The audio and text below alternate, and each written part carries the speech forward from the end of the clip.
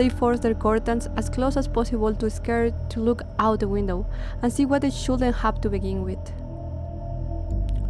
Neither could shake the images burned into their memory, but the sun managed to rise and peek through into the room. A sense of release washed over them as the darkness had faded.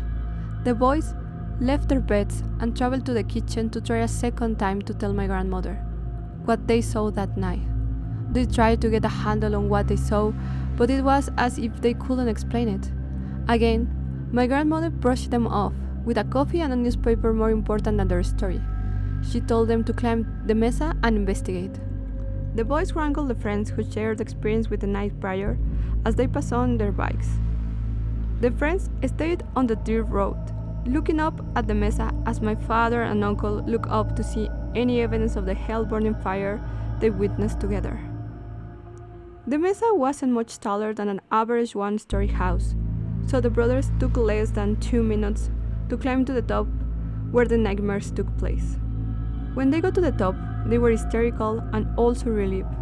There was no indication of a bonfire of that enormity, or even a fire at all had taken place on the mesa. They had clearly seen it the night earlier. They climbed down and told the message to the friends who had also been a part of the shocking scene. Their native friends looked at them in shock, but neither said a word to them. They immediately turned their bikes around and proceeded home. It was never talked about again, despite my father and brother asking about it. My grandmother and everyone else in the community refused to talk about it again.